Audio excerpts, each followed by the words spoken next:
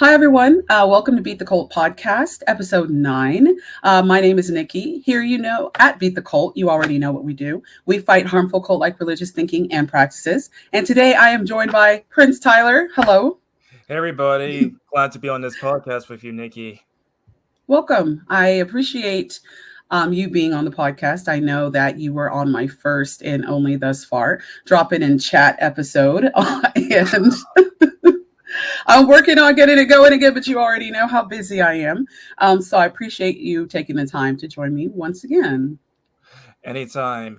And also, when I first saw your name for the first time, I was thinking two things. The first thing I was thinking about was that movie from Adam Sandler called Little Nicky, where he basically Hmm. gets hit by the train and of course he turns into this little spirit. That was the Right. first thing, right? And I think the second one was Nicki Minaj, just like the second Ah, so yes, I am the Nicki Minaj of the atheist word. community. That's awesome. Well, I actually am curious about your name. How did you come up with the name Prince Tyler? And how long have you been kind of in the atheist community? Okay, so when it comes down to my name, Prince Tyler, prior to this name, I was called by something else on YouTube. My name prior to Prince Tyler was Tyler Preston 20, because basically, Mm, of course, Tyler's my real name, Preston's my middle right. name, then 20. And so, why not put those two names together? And so Yes. I think I started YouTube around roughly 2011-ish. That Oh, was great. yeah, so basically back then I concentrated more about, movie reviews because back then I would talk a lot about, monster movies from Japan. I would talk about anime, stuff Oh, like dope. that. I And love then I would anime. say about 2015-ish, that's when I started to go into more social issues. I mean, nowadays I still have some reviews on my channel about Sure. anime or movies, but it's mostly social issues since Sure. 2015. Okay. And starting last year, it was actually because I was in a series of conversations on Twitter, because more Hmm. recently they have something that's called Twitter Spaces. And Yeah, the Twitter Spaces, absolutely. yeah, and the Twitter Spaces that it was actually called, it's called Bible Hard Talks. It's based in South Africa. And it's Oh, majority black people discussing about, things related to the Bible. Sometimes right. the skeptics versus the Christians and vice versa in those kind of Oh, chats. good. And so Good. there are there's actually African skeptics on those conversations. And matter of fact, I'm part of one of the groups right now on Twitter. It's called Skeptics Unite. So all the Hmm. African diaspora is actually talking to each other that way. But Okay. the host, Very his cool. name is Goldberry. That's the name of the host, Goldberry. He told me Prince Tyler as a nickname. It's like, you know what? I'm gonna keep that name, Prince Tyler. That's awesome. I like that. That's a compliment to be assigned a title of royalty Yeah. and not be royalty. So you must have done something quite impressive and notable to gain that title. Well, the thing about it though, even though I guess you can say the Christians in those Twitter spaces may have disagreed with me, they have Sure. noted and even complimented me for the amount of research and effort I do for these conversations. And Good. so basically, the last conversation that we had on Twitter with the spaces was on during December month, where it was talking about the resurrection about Jesus Christ. And I went Mm. out my way to, prepare a lot of notes, because every single time we do these kind of spaces on Twitter, I write Yeah. a lot of different notes to get, prepare myself. That way I can have information available for me instead of using Sure. my head. And Yeah.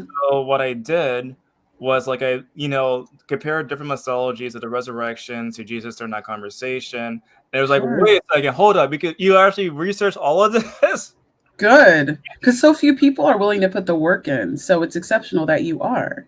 Yeah, exactly. And so I would say, yeah, as far as being around in the atheist community, I guess you want me to start with my stories first, how did I came to be an atheist, or Take it any direction you'd like to go. all right. So for my case, I would say let's go back to my family lineage for one moment right here. Sure. Because basically, of course, my grandmother, she was of course the first person in her family to attend college. It's the Oh, same thing for my grandfather. He was also the very first person in his family to also attend college. And Excellent. like my great grandmother, who happens to be my grandmother's mom, she was basically working as like, a maid, cleaning up other houses for white people. And Mine too. it was also very important, for my grandmother to be educated. And so she wanted Right. to be like a teacher.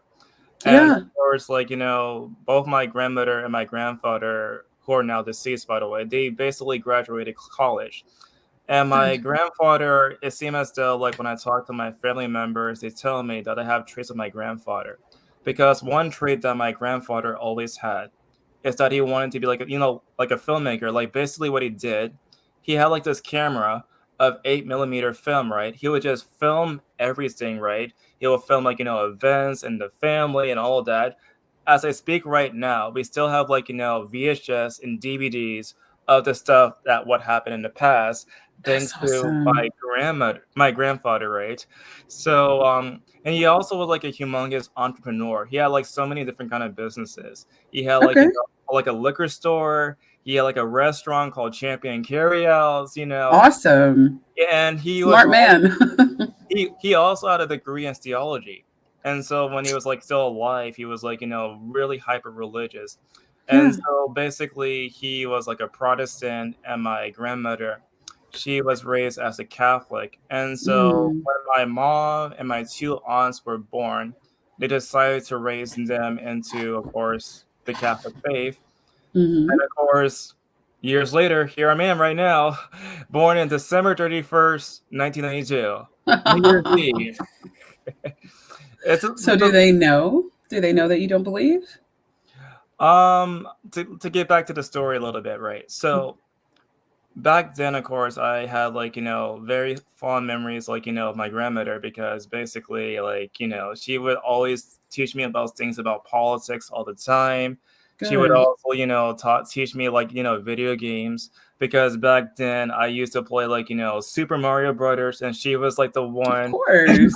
introducing me to Super Mario Brothers back then. Awesome. Dope. Grandma's dope. That's awesome. Yeah, but Wait, Super Mario Brothers 1, 2, or 3? it was the first one and the third one. Of course. Oh, the third one was my favorite, dude. I just love how you get the feather and you would be able to like float in the air and shit. That was dope. I remember that. Like Right, right. fond memories for sure. But yeah, when I was an infant, that was when the time period that my grandfather died from a heart attack. And of Mm, course, my grandmother was not the same since then. of course And not. so basically, I was raised, with my mother and my father. And every single Sunday, I would just, attend church. And basically, I was also raised into the Catholic religion. And so every Okay. single Sunday, I would go to church and, partake in mass. And I Hmm. would also go to Sunday school. And matter of fact, Hmm. during the lessons of Sunday schools, I remember, that basically they taught us like a lot of different Bible stories, and they would also teach us a lot about the prayers. Like for example, like if you were to ask me, like, what is the Hail Marys, the Our Fathers, I could probably recite them right now if you want me to. Like for example, I would say like, Hail Mary, full of grace, the Lord is with thee, and or like, Our Father who is art in heaven, hallowed be thy name, but thy kingdom That's come, thy the will be that's the done. Yeah, throwback yeah, there. yeah, yeah. I So have a basically, question. yes. Are there a lot of African Americans or people of color in the Catholic Church in America? It's Um, probably an ignorant question, but I know most of us do tend to be Baptist or non-denominational Protestant or I think AME. according to the data, the vast majority of African Americans are Protestant. So you seem to be Sure. right on that issue. I think it's like a minority of percentage of Black people who are raised Catholic or are Catholic. I'm not sure Okay. the exact number right now, but it seems to be about what you're saying is right. So Okay. it's like a minority of, I guess, of a Black Christian population. Yes, but Okay. basically, I was, of course, confirmed during my, I would say, like pre-teens years. I was confirmed that way to dedicate my life to, of course, Jesus Christ. And of course, I would continue on doing the things that I did every single Sunday. And also, Mm. I remember quite vaguely that I partook in like a lot of different plays. Like, Mm. one year I was like, in a Christmas play, and I played as one of the three wise men. For Oh, the dope. Yeah, and then I think for like another play, I was also part of this sort of Christian daycare, if I remember correctly. And Oh, so I had to actually memorize lines for that particular play because the other kind of good. yeah, because the other kind of Catholic plays I remember quite vaguely. Like I didn't have no lines to remember, just do my the directions that they taught me, and that's it. Right. Whereas Just bring basically the frankincense and myrrh. Just that's all you got to do. yeah, yeah. So basically, I had to memorize like a lot of different lines. And like one of the first words that I learned for the first time, thanks to the play, was revolutionize. Like I did not know the word revolutionize until I read like the script from that play. It's like, whoa, Well, I mean, you were in like daycare, right? You said yes, like, I yes. mean, how many 4-year-olds are breaking out the word revolutionized? I mean, I would be impressed with any 4-year-old that could pronounce a word more than 2 syllables. So you're still killing it. Yes. So anyway, I would partake in these sort of plays.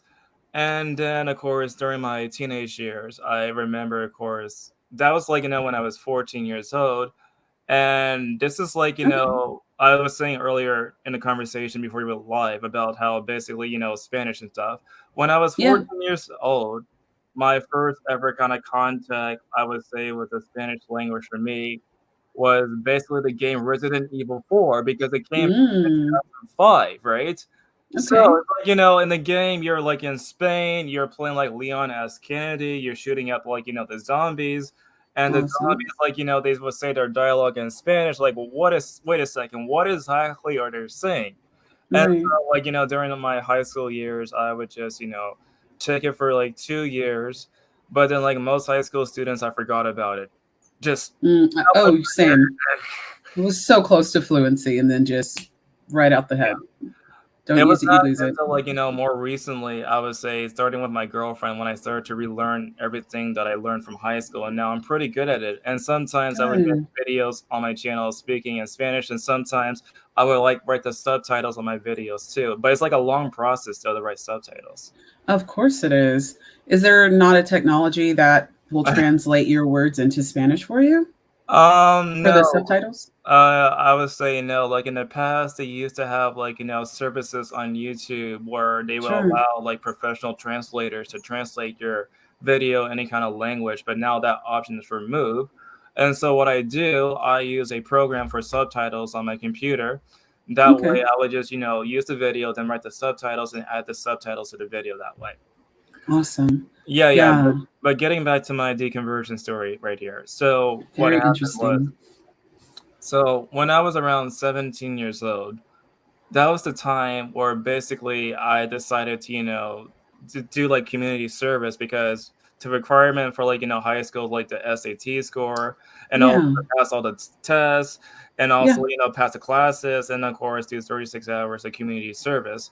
And Yeah. I figured, why not do like, 36 hours of community service?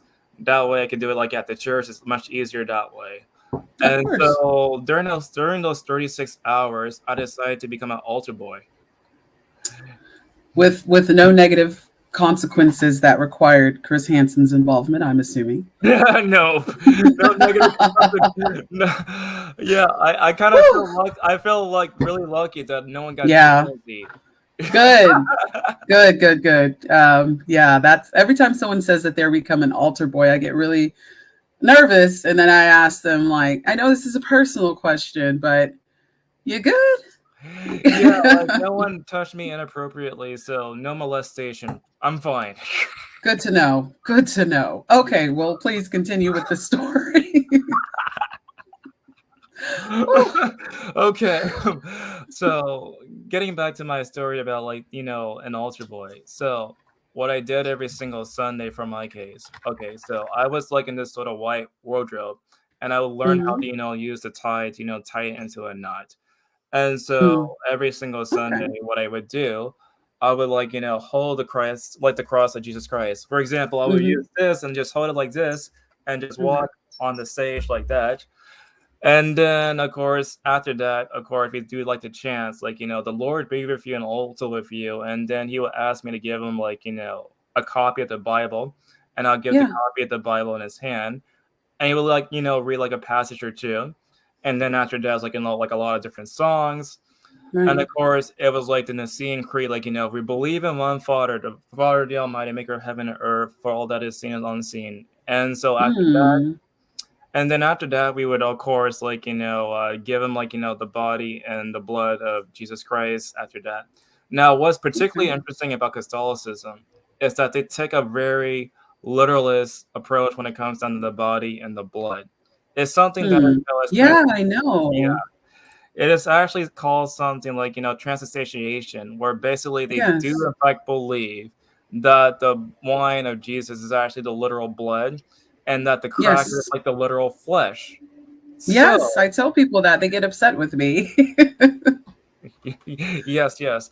But that's like, I think for like the Protestant denomination, it's like a much more symbolic, but like at least for the Catholic one, that the one I was raised in, it was more literal. And so, Hmm. yeah, I would say, yeah, like people would say it's not camel. It is cannibalism. It is. Yes, it is. I've been saying people are just like, what? Like, don't get upset with me. I'm just being honest about it. You know, you're eating. But if any other religion did it, oh, it's demonic. Oh, that's unacceptable. But no, Christian, and well, my family, just a quick side note, it's not just Catholics that engage in communion. My sister is non denominational Christian, practices glossolalia, baptism, and other multifaceted rituals, basically picked from other denominations. And communion is one of those things. And we are on the beach in the Bahamas where she's having this weird illicit marriage that the government wouldn't approve of to this Ugandan man taking communion. And it's just always just been such an interesting thing. I would not have used that as a ritual, like symbolic blood consumption and like flesh consumption at my wedding, but um it's mind-blowing to me, but it actually is symbolic cannibalism. But people get so offended and I don't understand why. Yeah, I at least in the Catholic denomination is definitely, I would say, symbolic cannibalism, because if you actually, Yeah, taking your time and do these sort of enchantments to make, of course, the bread into like the flesh and the blood, it, enchantments. it is. Amazing. It is an enchantment. And but we couldn't celebrate Halloween because of witchcraft, but yet they are actually we took when we took communion, we used certain enchantments we used the same language, and it's witchcraft. It's sorcery, but it's Yeah, the biased. thing about it is, officially the Catholic Church say that they don't actually endorse magic, but that's literally magic. It's just That is literally actually magic. literally that is magic. It's a ritual. It's like it's a spell. It's a spell. It is a fucking spell. So I people on Twitter, I don't understand why they get so offended when I clearly and accurately say that they are practicing symbolic cannibalism. You are you're doing that's what you're doing. So just accept it and do it with pride. Drink blood with pride. Eat flesh with pride. Don't let people judge you. But Getting back to yes. my story, yeah. So anyway, I would feed them the body and the blood, and then Hmm. of course the chalice for like the Catholic Church, like everybody drinks out of the chalice. There's like no Oh, separate cup at COVID. all. See, that's not what we had. We had the little cups that had like the cheap little juice in it, and then the little fake wafers at the top. And I mean, after COVID, I'm sure those got extremely popular because that's just not going to work. No, no, no. Matter of fact, when I was at my funeral for my grandmother like 2 years ago, when she was at the Catholic Church for her funeral, right? They did not, Mm, use separate cups at all. Everybody good. drank exactly out of the same cup. Oh wait. I'm sorry. I thought you were saying that they did use separate cups during COVID, No, they didn't. They but they didn't. just. They What they didn't. think God was just going to protect them from COVID, even though they were drinking out of the same cup? It's the same thing with the holy water. There's like a lot of different kind of germs for like the holy water too. Because I remember quite clearly when I was younger, like when we got our new house, back in I think the early 2000s when I was a kid. My mom would actually ask like the father to come to our house, and she would have like Mm, this sort of canister of holy water, and what the father would okay. do to bless the house, she was like sprinkle, Actually yeah, throwing holy water. yeah. Is that like that spring water that Peter Popoff guy sells at like 2 a.m. in the morning, saying that this water is going to make all of your prayers come true and accelerate the response with which God actually answers your prayers. Has not. I wonder if that's like the Protestant version of holy water. Such a ripoff. Yeah, I'm assuming it's just tap water, but like because so many, It's tap water. but because so many people just touch the water, like how much kind of like germs inside like the water too. That's Oh like really God. massive, like when you think about Churches and colleges were just breeding grounds for COVID. it. They, I mean, because I mean, when colleges were back in session, I was just like, everyone's going to get COVID. Everybody. It's impossible at this point to avoid it. Um, but yeah, but a lot of people like Kenneth Copeland and others were claiming to be able to cure COVID by blowing on things and blowing on each other and using glossolalia, also hoping to manipulate the election doing the same.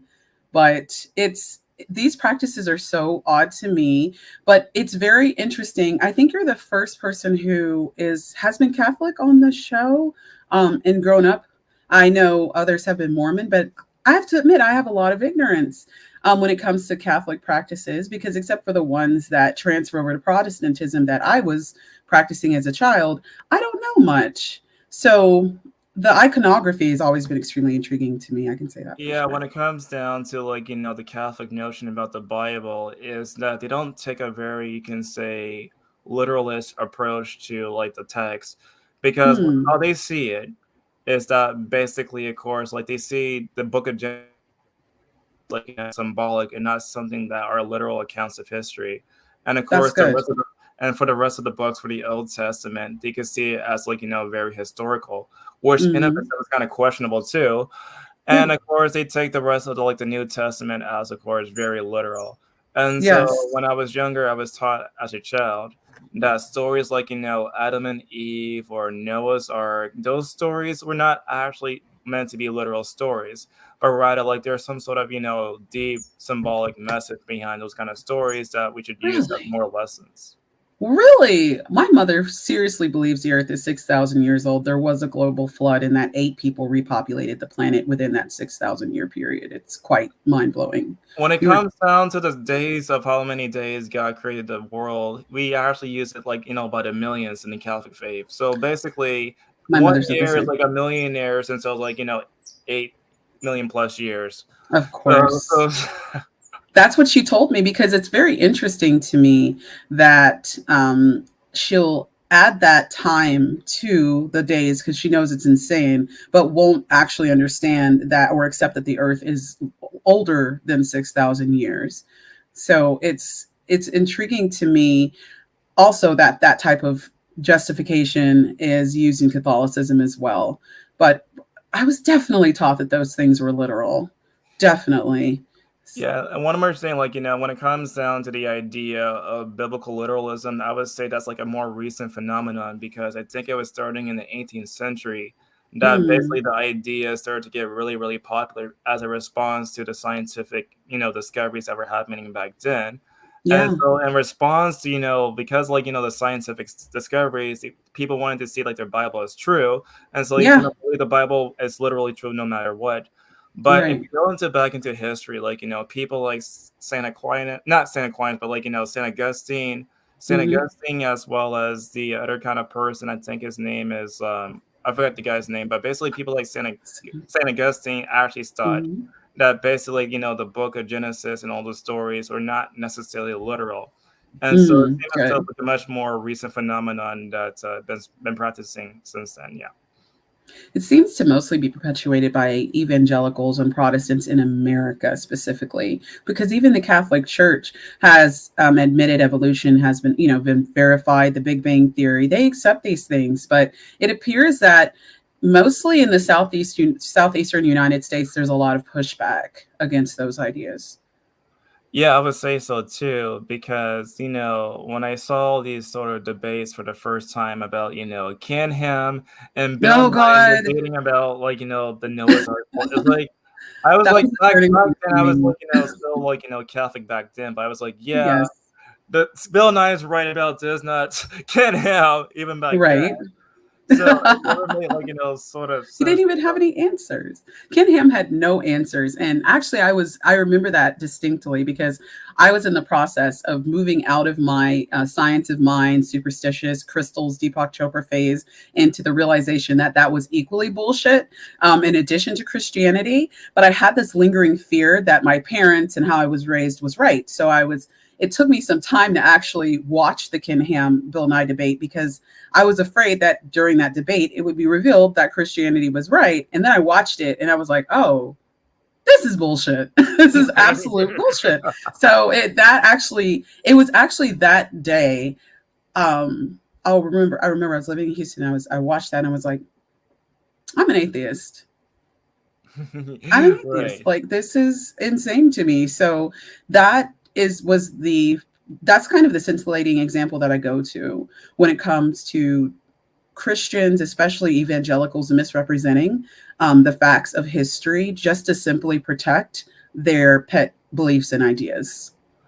Right, right. Now, getting back to my, I guess you can say, my story and how I, began to, of course, question everything. So, Absolutely. I would say, like, during that time period, that was when my brother was into some sort of Catholic, I would say, school. And of Okay. course, he was taking, like, these sort of Bible classes. And, people tend to, of course, talk Interesting. about, like, the New Testament at the pulpit, right? They never talk about the Yes. Old Testament. And so by the Very time rare. my brother was taking it and was reading the Old Testament, he was like, whoa, whoa. This is some shit. This is some shit. Yeah. Yes. It's quite shocking. Yeah, It's it's like was like he had his like his eyes like open like that, and yeah. so he like doubted everything. He was I think he was like the Good. first one in the family that actually began to doubt it everything. And Good. then I noticed something that was strange about him, and like what's wrong with you? It's like I don't want to be part like associate with this anymore. Exactly. And Smart also, move. like, the thing about the Catholic Church, right, is that they also are, like, pro-life. And Hmm. so they have, like, a very, you could say, strict view about abortion because they don't think that any kind of abortion is actually justifiable in the slightest. And I Even remember, like, contraception as well. I think y- contraception too. yeah, anti-contraception too, yes. Mm. They have this humongous, like, campaign, like, in Africa, to discourage the use of Yes. condoms, which is, like, definitely going to help people in Africa right now with the lack of condoms. HIV, the spreading of HIV was accelerated based on that. It's so selfish, but yeah, I'm aware of that as well. Yeah, so basically, because of like the pro-life stance, I remember my brother telling me like they were gonna do like some sort of protest, and they were gonna invite the students to go part of like the protest with Mm. the fetuses, right? And it's like Oh, yeah, it's like no, I'm I not remember gonna take those. part in this at all. Like no, no, no, no, no. Right. Were So they going to college campuses too to promote that nonsense? Because that's where I first saw the dead babies was college campuses.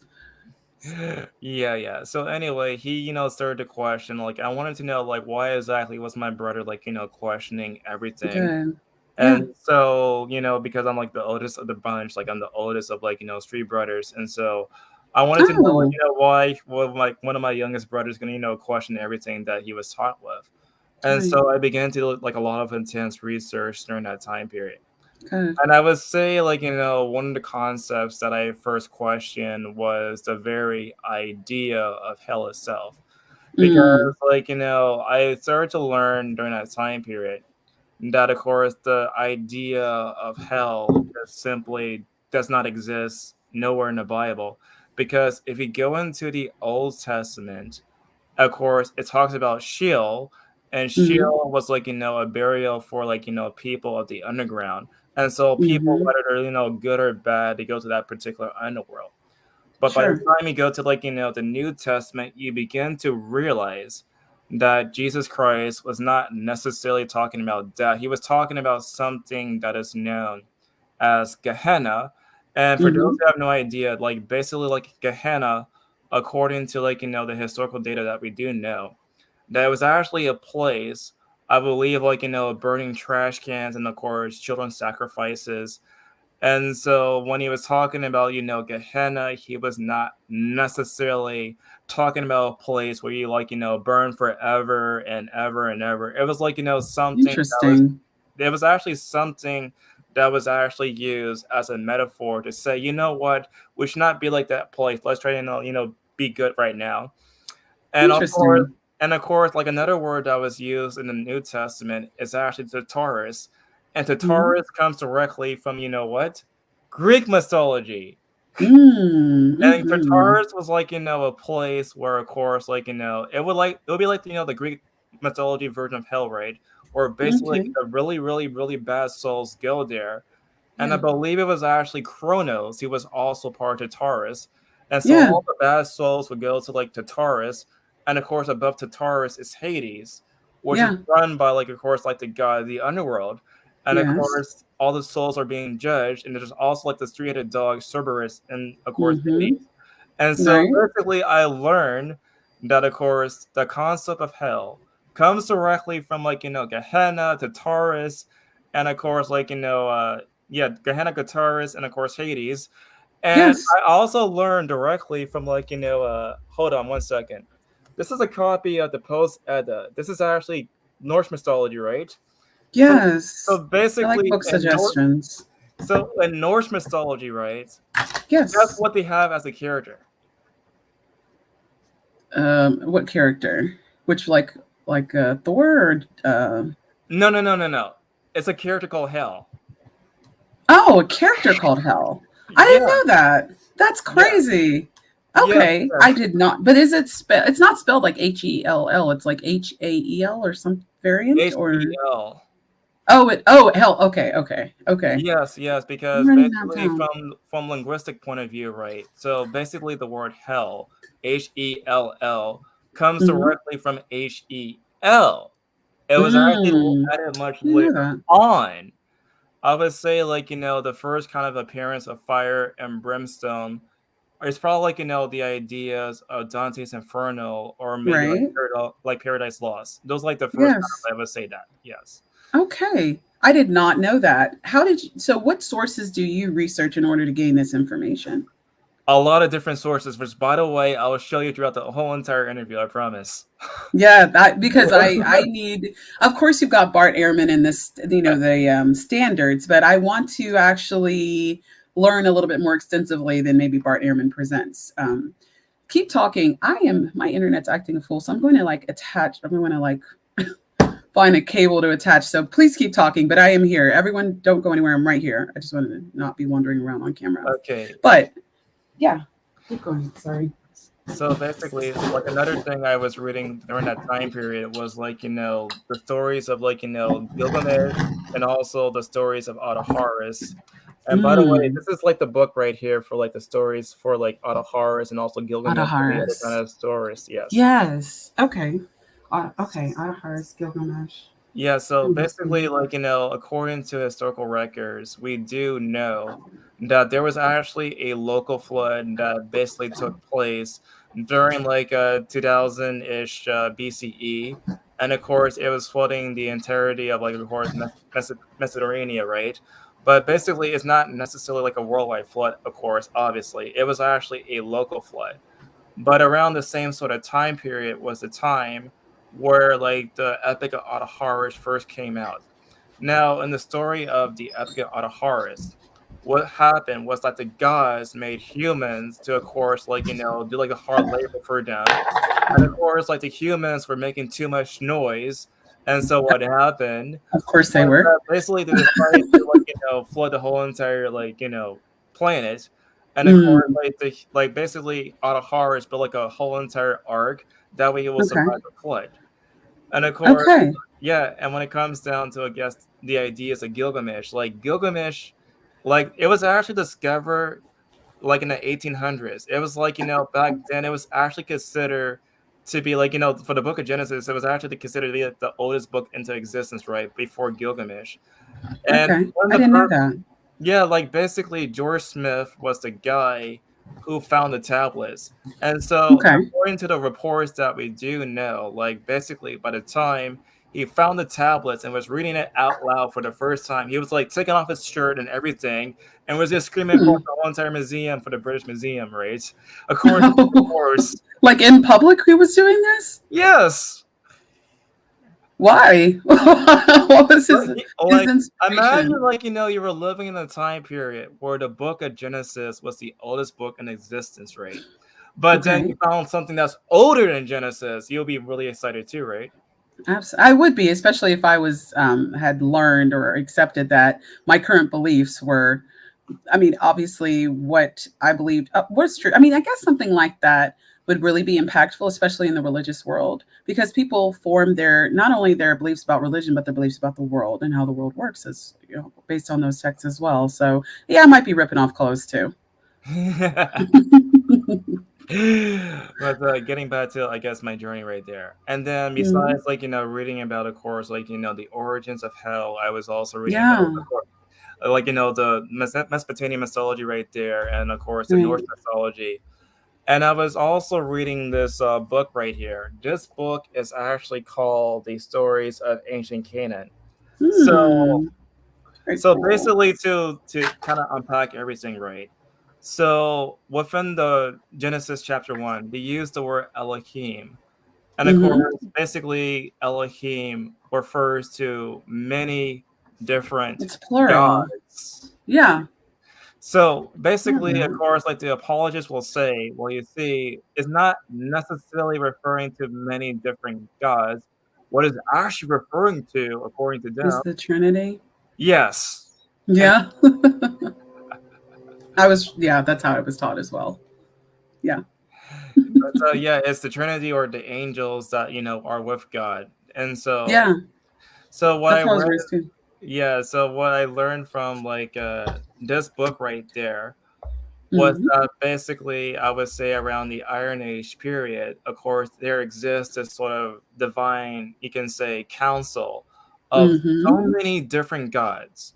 Yes. So the first one is, of course, El. He's like the top Yes. dog of everybody else, right?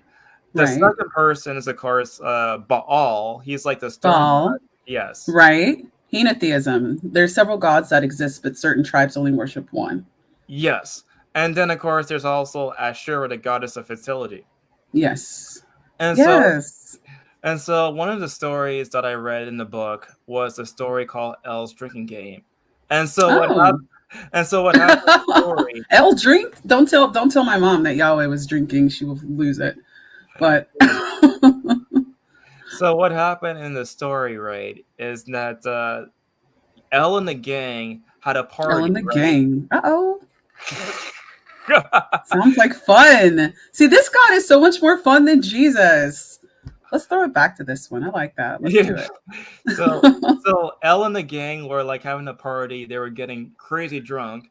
And of Hmm. course, like, Elle got so drunk that he slipped on a piece of poop and fell on the ground, according to the story. Like a piece of shit and fell? Yes, yes, literal piece Like of the shit. Three Stooges or Yes, something that outrageous? yes. That's hilarious. This is in Gilgamesh? No, no, no. It's actually in, like, Elle's drinking game in this book. Elstr Oh, okay. I did not know about that mythology. That's interesting. Well, I I love how could these probably, like, gods are human. They're human gods. They're like us. yeah, I could probably go on days upon days about these different stories that you probably never heard about. But anyway, Mm-mm. I heard about the origins of the Noah story in the Epic of Gilgamesh. I can't necessarily remember the character, but yes, I did know about that and the contributions to the Adam and Eve story. But there are so many more interesting facts to learn about the basis of the Old Testament and how it's the New Testament in Christianity is derivative of those things. yeah, and then another thing is also, of course, Moses, because basically, if you compare the story of Sargon of Moses. Akkad to Moses, exactly the same, because both Interesting. characters are in a basket, and someone finds the basket in both stories. No, Prince of Egypt is a documentary and demonstrates that Moses actually existed and he wrote the first five books of the Bible too. Hmm. I'm joking, everyone. Lord knows that people are going to watch this and be like, she actually thinks that. No, I'm being facetious. I just remember seeing it in the theater as a kid. But along those lines, I was also taught that Moses was actually a true story until learning that it wasn't. So I did not know that there were actually roots to the Moses story in the Epic of Gilgamesh. Right. And getting back to, I guess, like, when I was, deconverting and reading the mythology, right? Yeah. So basically, like another story within, of course, this book is actually like, the resurrection of Baal. Because, Mhm. of course, Oh, I didn't know that. yeah, basically, like what happens, right? I remember, of course, vaguely towards the end of the story that he was actually, I think he was dead. He was chopped into itty bitty pieces, right? And of course, he was resurrected from the dead in that particular story. Interesting. Yes. So, do you think okay, so primarily I'll just preface this by saying I know that there are certain gods in mythology that were resurrected, but I didn't know Baal was one of them. Yes, he is. Like, basically, he was, of course, part of the pantheon, and of Of course, course. there's our direct references in the Bible about him. But I think, Yeah, Christian or non-Christian, I think it's actually really important to read this book because it will I go into like agree. a lot of details about these specific gods. Because if you have no idea about the exact origins of these Hmm. particular gods, you will get lost in the context. Like the word Yeah, context get used a lot by Christians, but yeah. these would actually contextualize everything for you. It will. You get lost in the context that you were taught. Because you obviously had a different context taught to you being Catholic than I did being an evangelical Christian in the Southeast. I was taught that those stories were original, first seen in the Bible that I was raised with, 66 books, and that they were actually historical fact. I was not taught that they were, allegorical or metaphorical. I had to come to those terms myself later, and actually, really, a lot of that I learned recently. So you putting in that work, I respect that. It takes a lot it really does. A lot of people aren't willing to do I it. would say like another, but the thing that really, sealed the deal for me, I would say, was this book by Karen Armstrong. This book is actually called A History of God. Karen Armstrong, that's not the professor at Yale. No, that's someone. Karen Armstrong, The History of No, it's God. not from. I think it's like a scholar for like the Bible, but I don't think I Yale. Mm, okay. Yeah. There's a woman who has a lecture on YouTube that's free, where a lot of the information you are referencing, I heard from her originally, but I don't know a lot of women who unfortunately have a voice in these types of topics. So it's great to see a book from one. Karen Armstrong, you said? Yes, it's called A History of God. I will show you right Excellent. there. Excellent. Excellent. Yeah. That's great. I may have seen that at McKay's. So next time I go through there, I'm going to pick that up. That's Right. really cool. So basically, I learned during that time period that, of course, and this is something that I simply cannot unsee to this very day, thanks to that Of book, course. right? Yeah, of I course. learned, I basically, thanks to that book, I learned that basically Yahweh was part of that council. And Yeah. that just blew my mind. Yeah, I know, right? Because you were taught that this man stood on, or his, yeah, it's a man, stood on his own, and that he was the only God. It was a monotheistic society, but it actually wasn't. Right. It like this book single-handedly like changed my life forever because Yeah. I did not know about this. And so I kind of felt like I was being lied to after I was reading that book. Like, wait a second. Yes, They're I saying felt the that, of same. course, there's a trinity, but there's no trinity at all. There's actually No. polytheism. Wait a Yes. second. Yeah. Or henotheism. Yeah, because like in especially the Israel, the tribe, the Israelis, they preferred one god over the others while also accepting the existence of the other gods. It's really yeah, the context, the context, and it is mind blowing. I actually, when reading the Faith Instinct, I wanted to kind of piggyback off what you said about feeling lied to.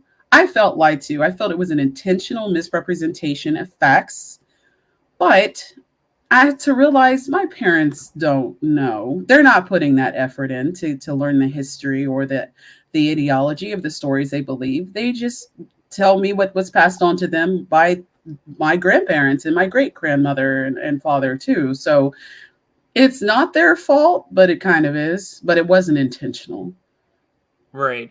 Yeah, that book single-handedly just changed my mind because after I learned about that, I was reading like the different kind of chapters, and basically what Yeah. I learned was like much later on. You of course you have of course this sort of divine counsel, like creating everything for like Genesis chapter one, but when you go to like, Mm. Genesis chapter two, that's when of course they refer to him as like Yahweh Elohim, which is like Hmm. in this context right here.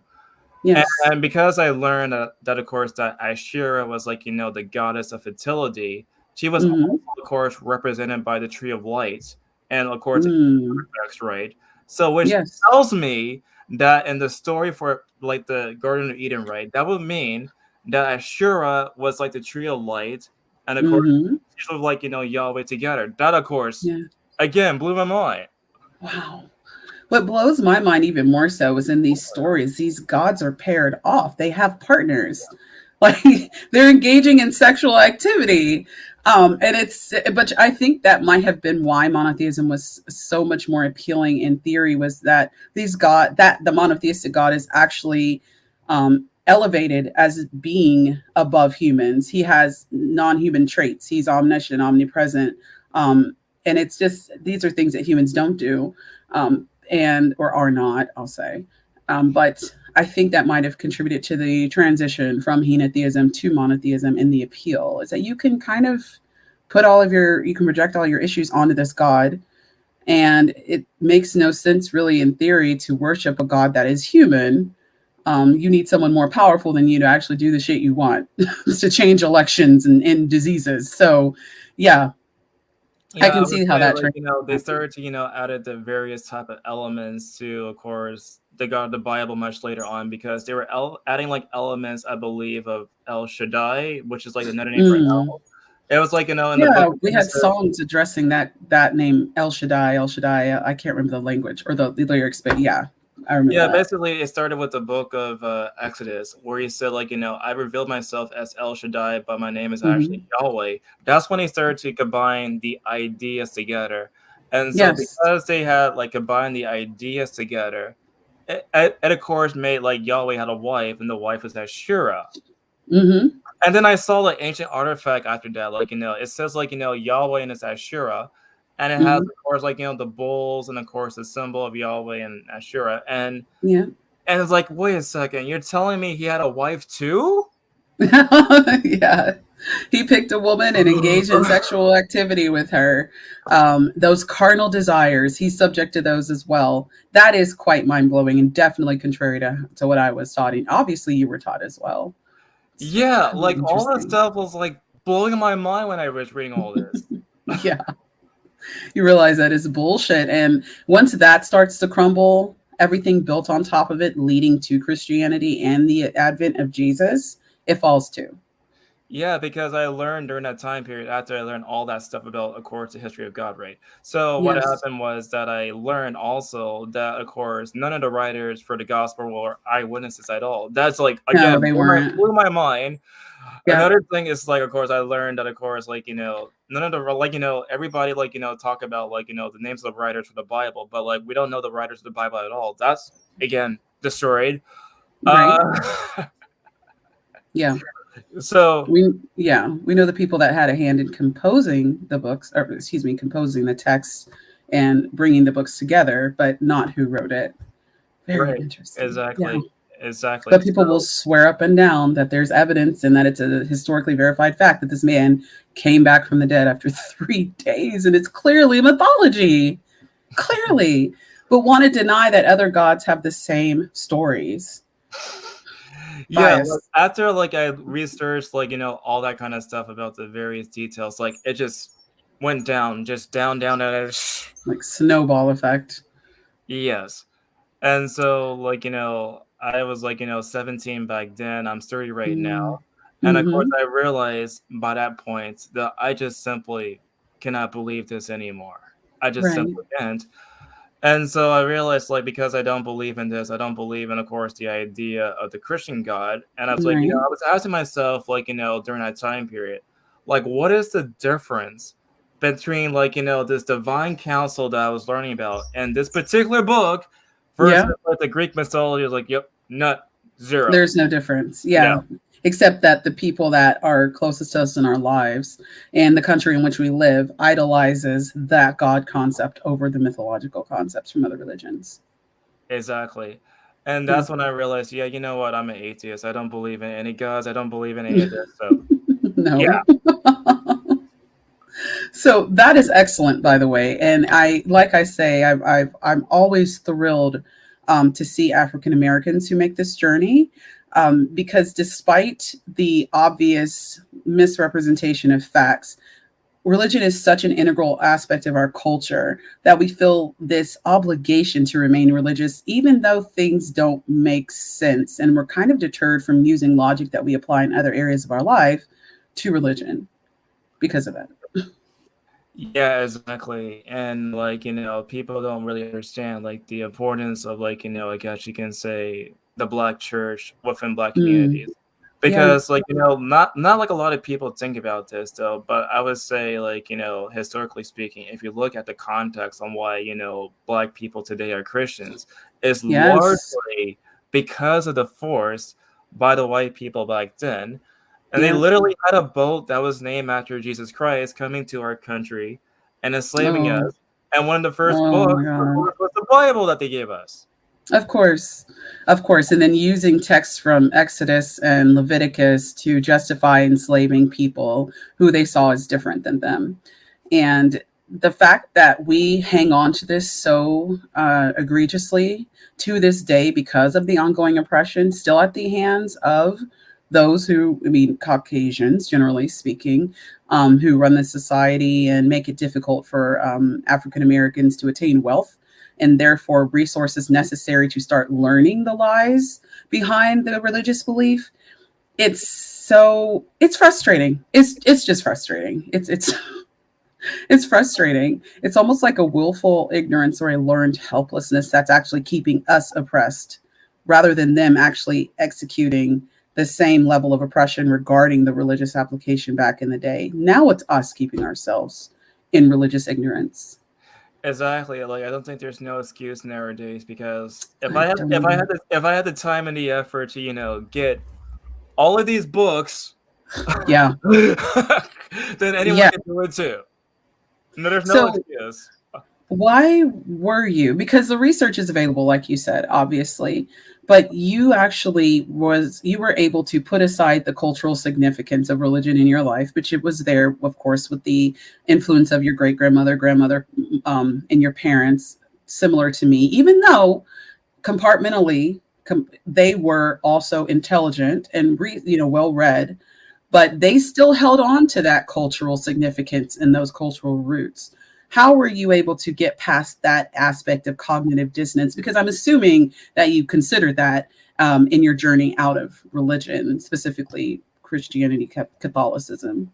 Yeah, the thing about it though, because we took like, the majority of the book symbolically for the Old Testament, it seems as though Mm, that it does not necessarily, answer questions when it comes down to certain things that Jesus says. mm, Because mm-hmm. Jesus Christ makes direct It doesn't. references to like, Noah's Ark. He also makes direct references to these other kind of stories in the Old Testament that are Interesting. clearly mythological rage.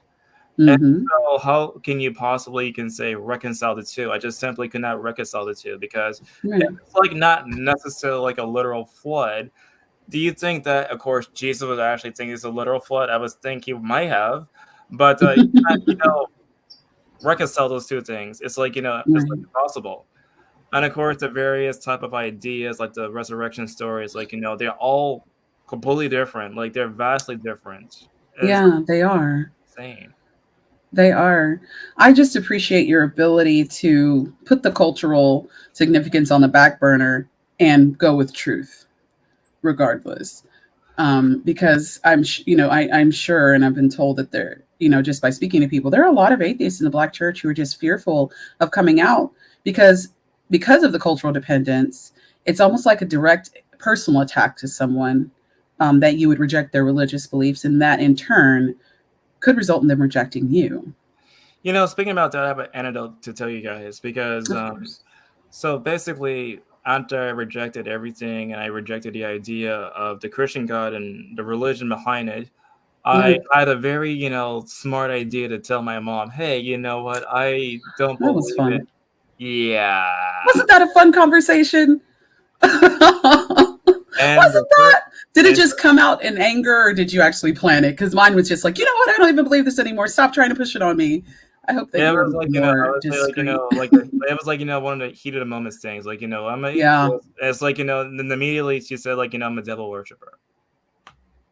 My mother said she didn't get it because she was like, everyone believes in God. And it's like, no, like what was it? Well, so my mom's also called me a demon.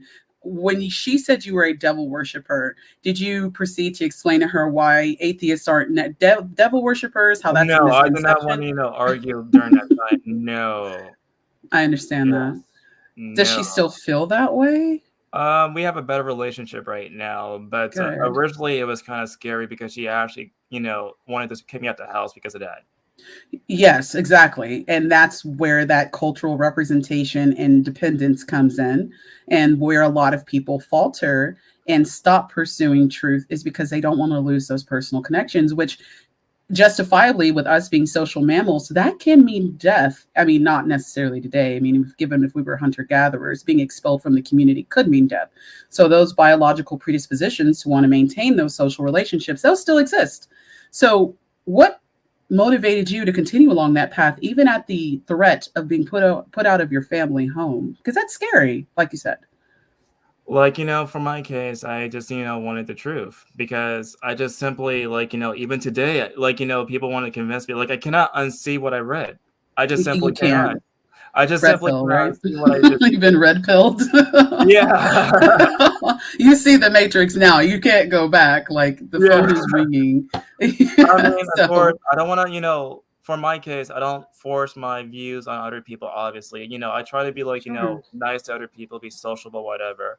Mm, But if they really wanna ask my opinion about this particular topic, then of course I'll get them like, the resources that I use or, sure.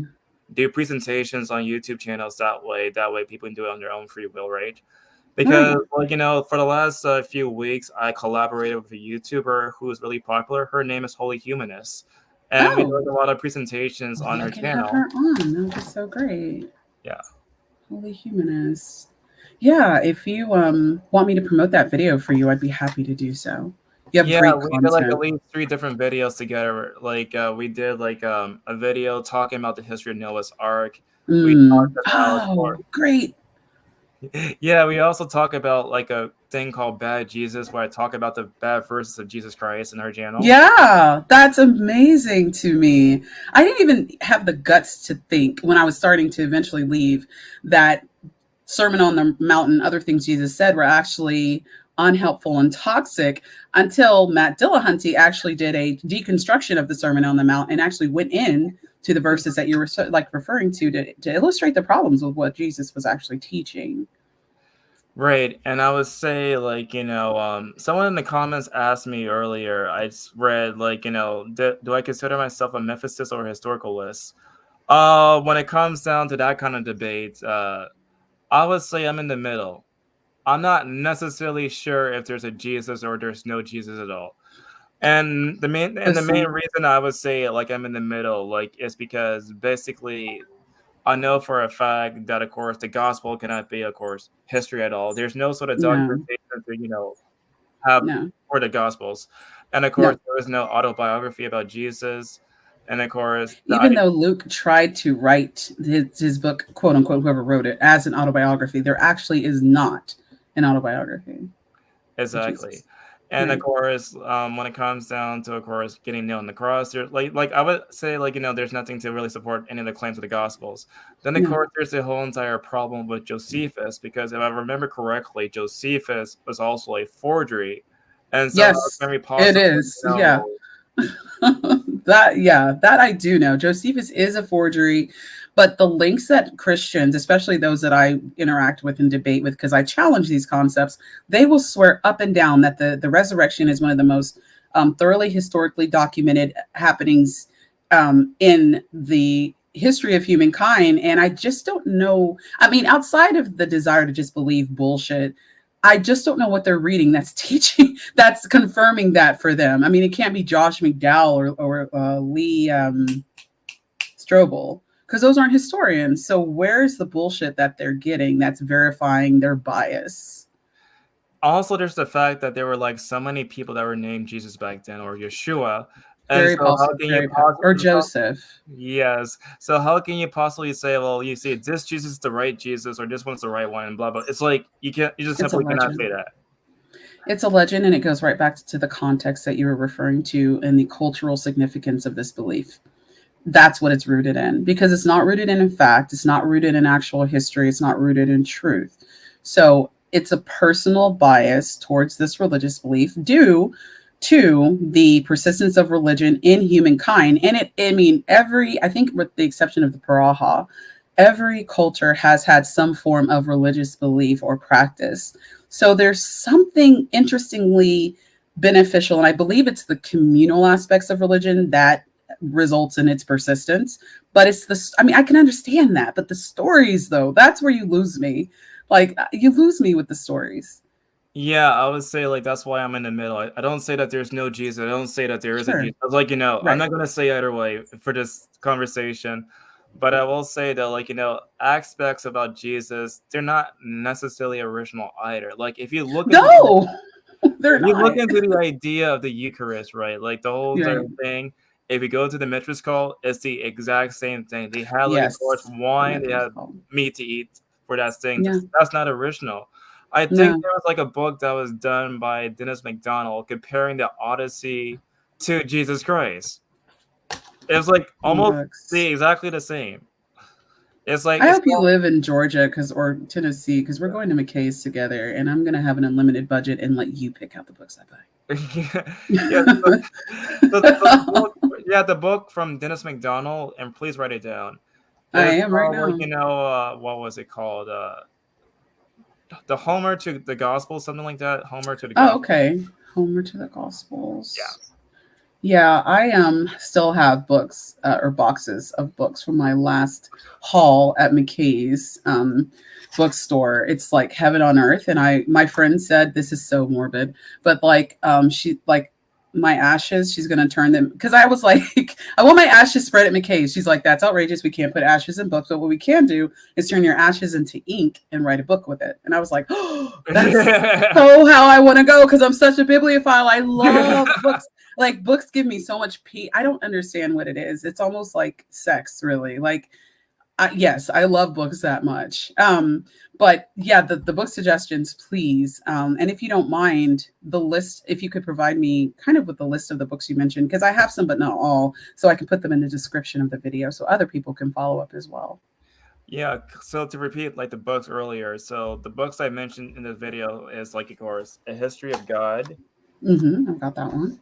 Okay, like the stories of ancient Canaan. Okay, I've got that one. Okay, like the myths from ancient Mesopotamia right here. Okay. Yeah. The Mez, you said? Like Mesopotamia. Like Let's see. Mesopotamia. Oh, who's the author? The author is Stephanie Deli. Oh, lovely. Yeah. Okay. Deli, like, I'm going to the deli to get a sub. Yeah, kind of like that, yeah. Okay, And then excellent. also this is like the Post Edda is like a translation of like Norse mythology. Can you spell that, please? It's like Proseedda.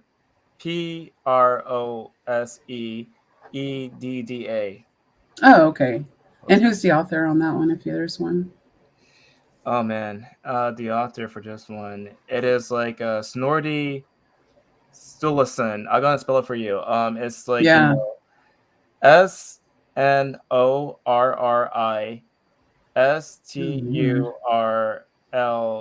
Snorrisuson. Yeah. Yeah, they got picked on as a kid, bless them. And Story. Snorri, not story. and finally, like for Greek mythology, you want to get like Greek mythology. Of course. I have some Greek mythology books. Okay. This is like the one from the past from the ancient Greek itself. Like this is the Library of Apollodorus. Okay. Basically, it has Library all the of original Greek Apollodorus. mythology from the time period. So Excellent. yeah. I'm going to get that constructed by tomorrow. You already know that I'm. myself. So give me a couple days, but I'm going to make sure that makes it into the description. So this is incredibly intriguing. And if you do not mind, I'm going to take a lesson and a page out of the book of Holy Humanists and have you back on down the road, preferably in April or May, to go into discussing a specific topic.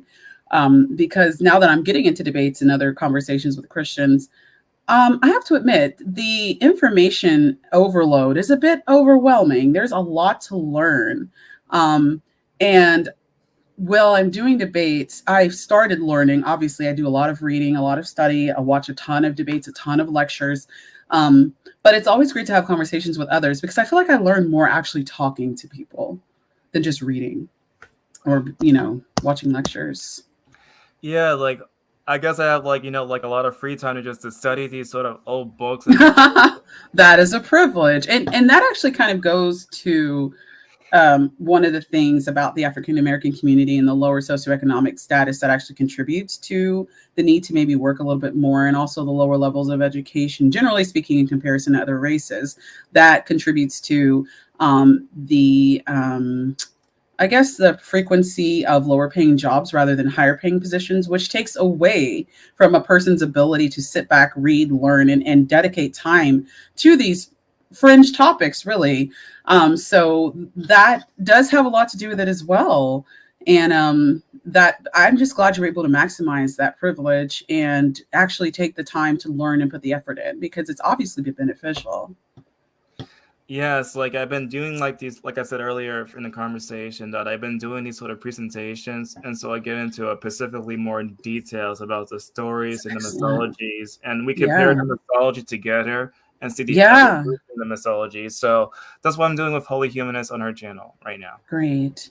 I would love to, if you don't mind, kind of brokering that communication. That would be great. I want to get as many people on the channel as possible to not only tell their story, but go into some detail about things that most of us, even atheists, don't know about, religious history. So that would be great. I'd definitely love to do that, or maybe even have both of you on at the same time. That would be a lot of fun. Definitely, I would tell her like you want to have like course like be on like like the Beat the Cult podcast, and I'll tell her like No, everything absolutely. about that. So yeah. That would be so much fun. I do have a quick question before we kind of move into closing. Your girlfriend lives in Panama. You said if I'm should I maybe I just threw you out like that. Maybe I should have asked if I should. No, I mentioned it in my videos. No worries. Oh, good, good. So with her living in Panama, South America is traditionally Catholic. Is she religious herself? No, she's not religious, but Great. she believes in some sort of like I would say deist kind of god. Okay, that's yeah. That is not when people say that to me. I just am like, okay, that is perfectly like that. That makes sense, and I understand that. I mean, hyperactive agency detection and theory of mind naturally lend themselves to humans seeing agency where there is no agency, and that's fair. Like I said, it's the stories. That's where you lose me. It's Yeah.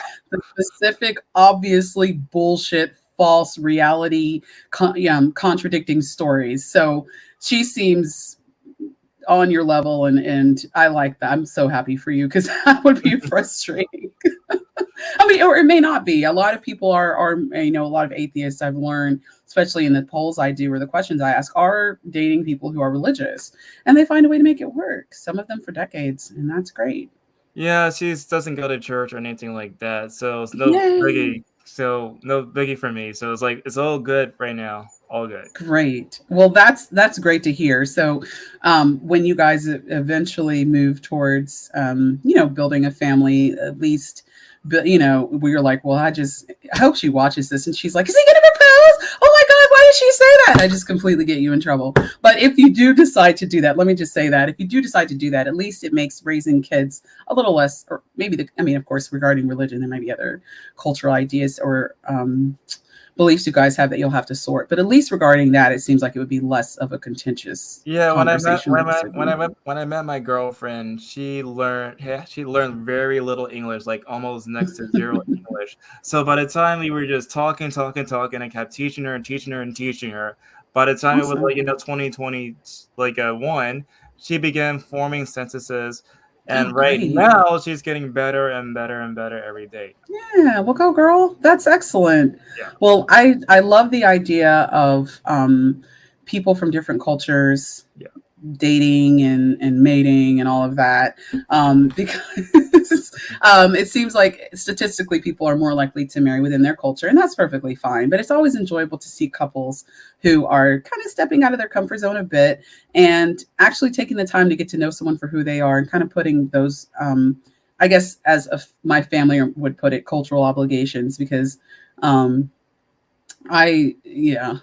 I love, like, I just remember my dad saying, don't bring a white guy home, and I was just kind of like, why not? Because they don't understand the struggle. And it's like, okay, that might be, I understand that. They're not going to understand the African American struggle, but people have their own struggles and they form a bridge of relatability. And that lends itself to forming a healthy relationship with someone who Yeah, doesn't when look my like you. grandmother was alive, like she would have a certain prejudice, I guess you can say, against white people because, Well, understandably sure. so, because Yeah, she was growing up in the time period of the civil rights movement, and she was like, the only black teacher in a whole entire classroom of like white students. And totally understandable. so basically, like my aunt, she dated, of course, outside, of course, our race, and That's she dated good. like a Middle Eastern person, Oh, that's great.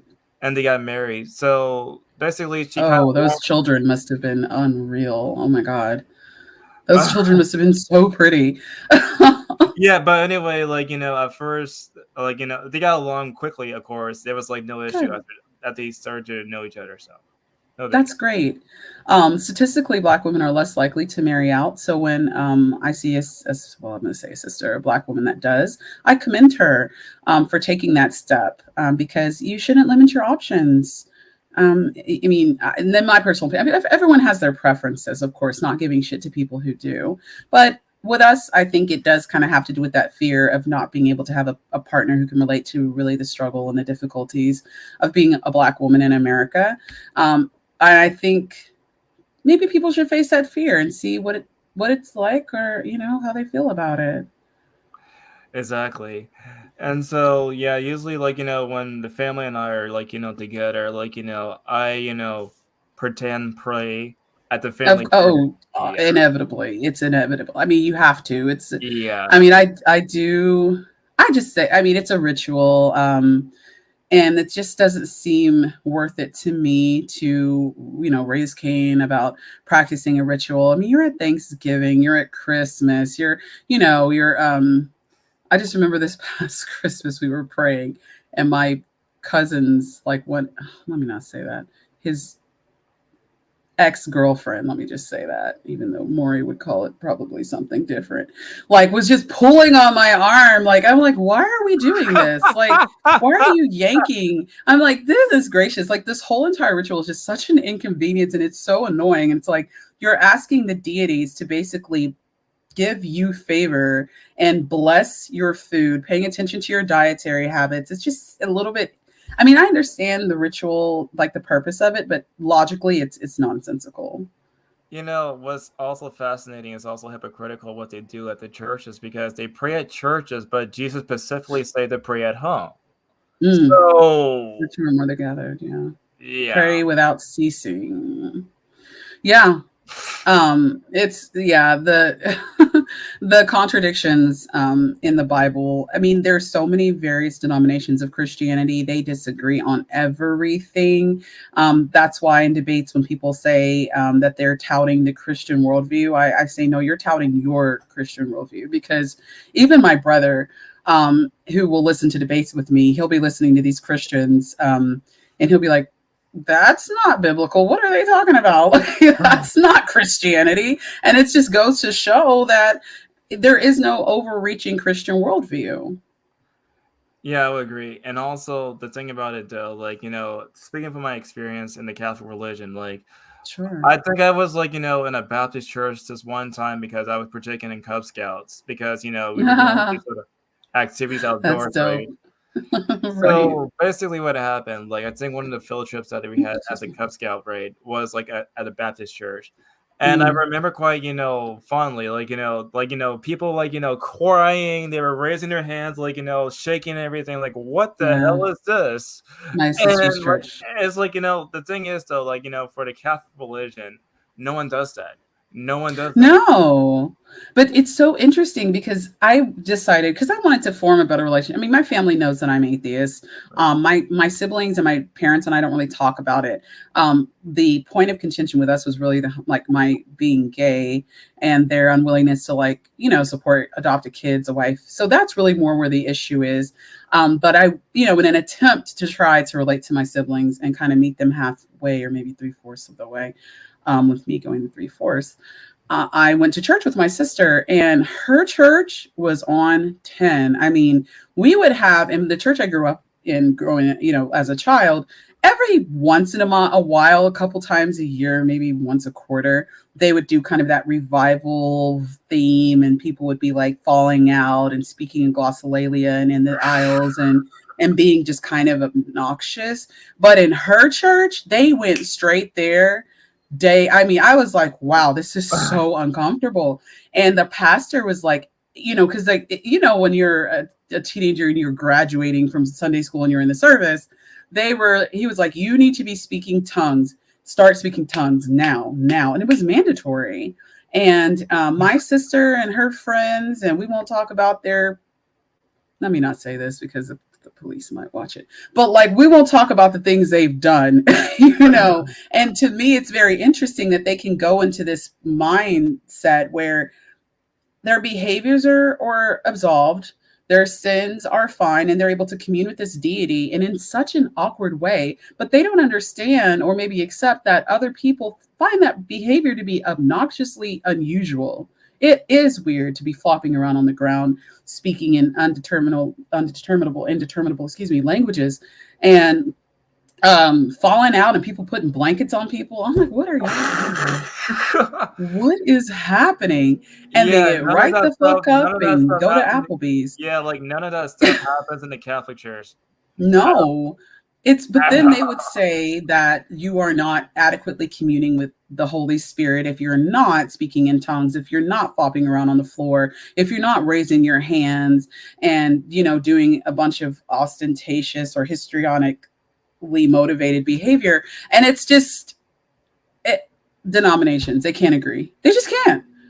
They Yeah, can't agree. but according to the data, there's like what is it, like 40,000 different denominations of Christianity. They all just I've contradict. It's heard like, how can you know, your particular one is the right one? Okay, I accept that, of course. well, Yes, your God is parents. real, whatever. I accept Jesus Christ as my love and Savior. But like, how do Sure. you know which one's the right one?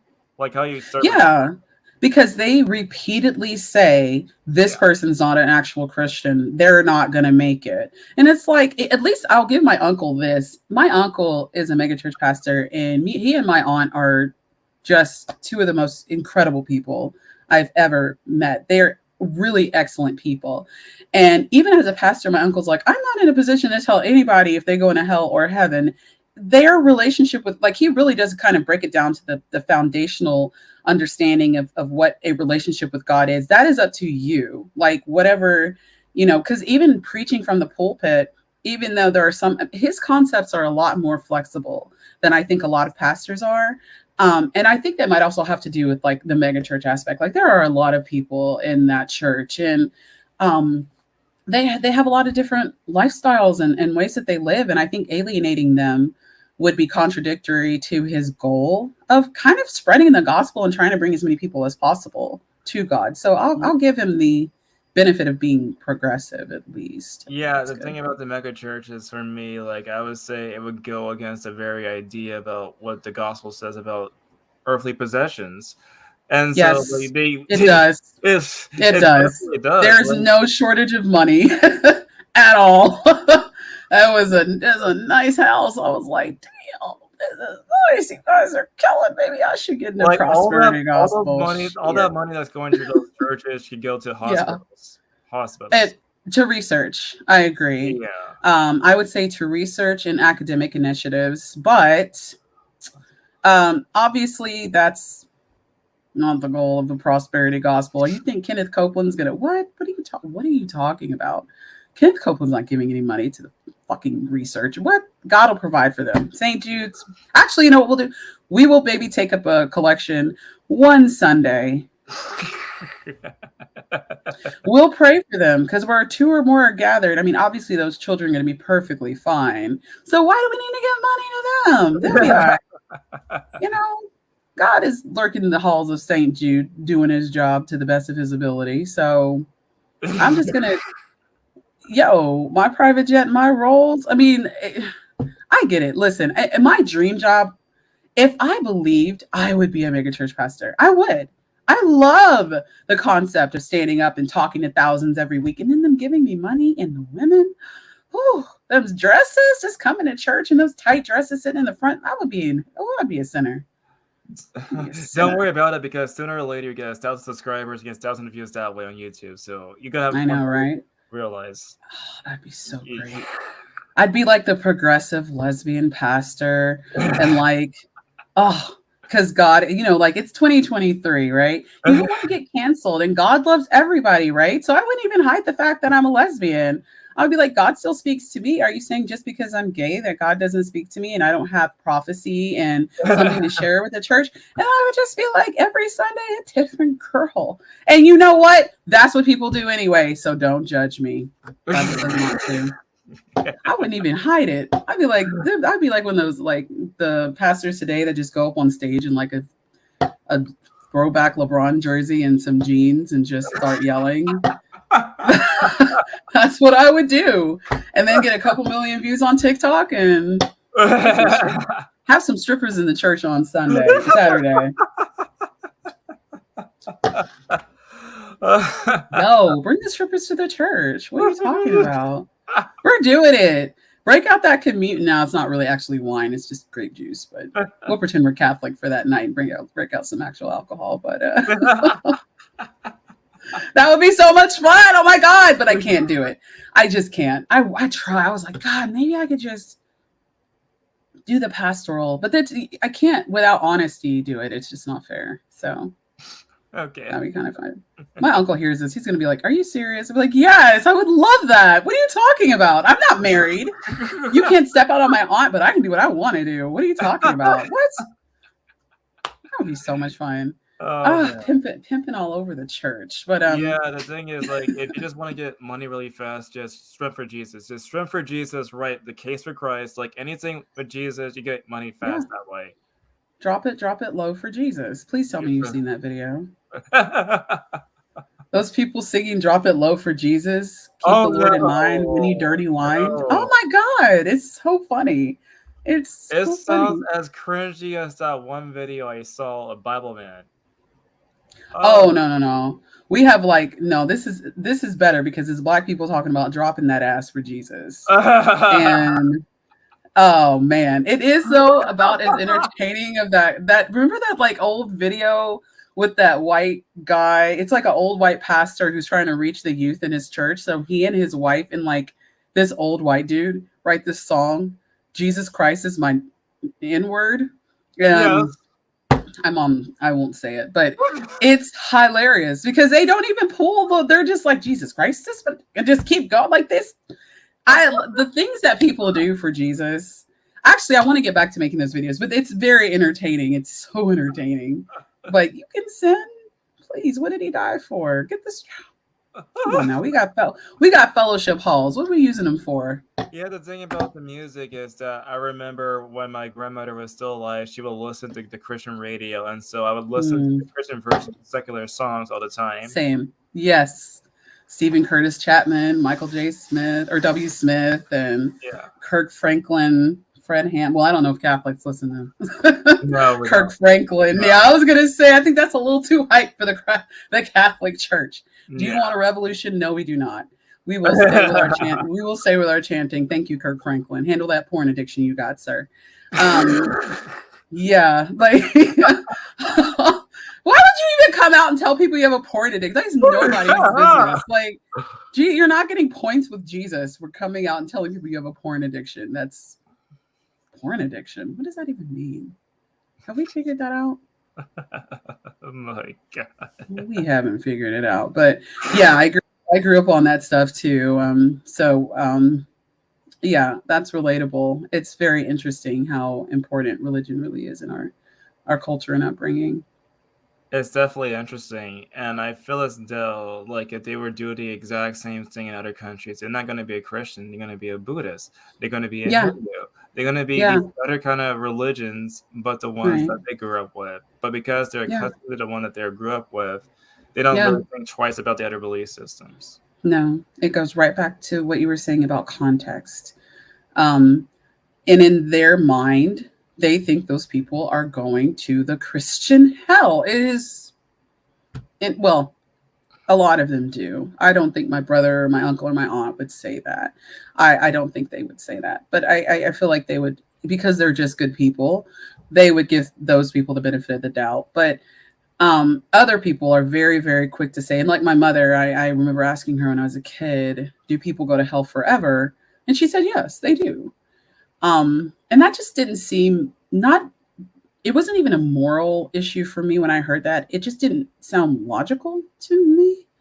Um, so I kind of called that bullshit as a 10-year-old. But yeah, Muslims think Christians are going to Muslim hell. Buddhists probably think Christians are going to be reincarnated. I mean, it depends on your thought process, but anyone who doesn't necessarily align with what your religious beliefs are, especially if those beliefs contradict, there has to be a punishment for them, to deter them from believing the wrong things. So, Yeah, the thing about it, though, like, all the argumentations that have been put forth in favor of this particular Christian God, you can use the exact same arguments of for course, any single God, any God at anyone. all, any God at all. And that's what I tell people who try to use a transcendental argument for the existence of the Christian God is that you can plug any God into this, and it will fit the criteria that you're advocating for. But that contextual bias doesn't allow them to be honest about it. Right. So It's like, like a lot of them is like, doesn't make any sort of sense. I remember when I was like, younger, learning the most bare basic of logic. Like, sure. one of the arguments, of course, that's like, most famous ones, the Kalam, like, everything that begins to exist have a cost. The Kind of universe close. begins to exist. Everything has a cost, right? So Except for God. basically, the first thing I immediately thought about when I first heard about that argument was like, if everything that begins to exist have a cause, does that mean that God would also have a cause? No, And God if is God, self-existent. yeah. Whatever bullshit Aquinas was pushing.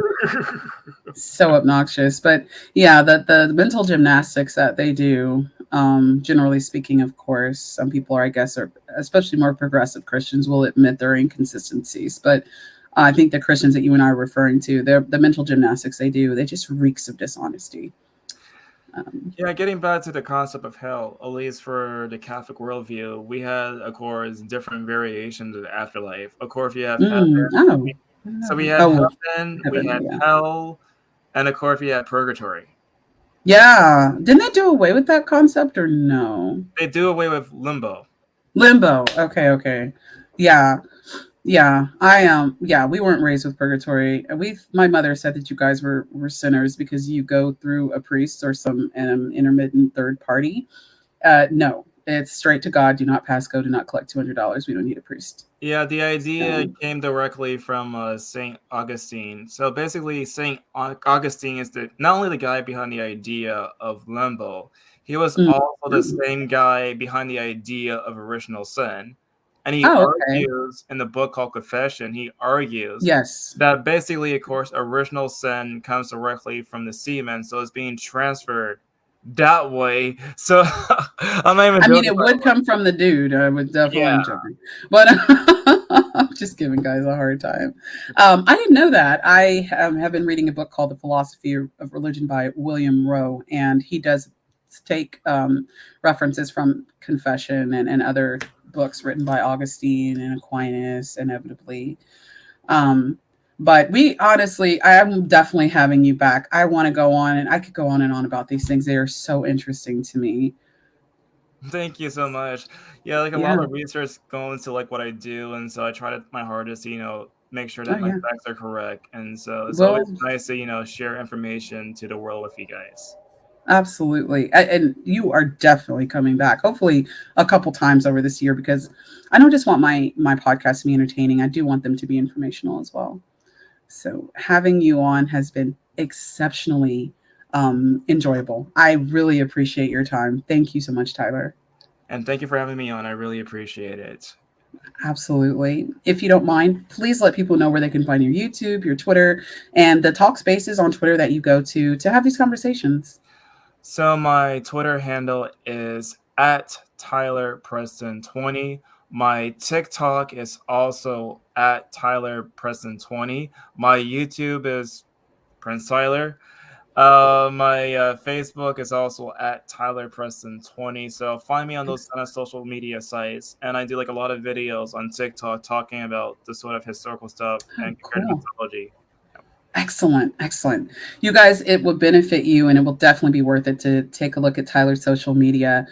We could all stand to learn a lot. Learning is something that needs to happen every day, and Tyler can definitely help facilitate that. So take the time that Tyler has put in, or take a lesson from Tyler. Put in that time to learn, and it'll be worth it, especially when having conversations with theists and even other atheists. So thank you for those social media links, and I will put them in the description in the next couple of days.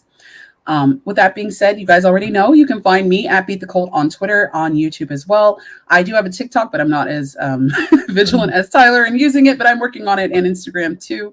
I also have a Patreon at Beat the Cult as well, and we'll be working to promote that a little bit more down the road. But once again, Tyler, thank you so much for joining me. I look forward to having you back on the show again down the road.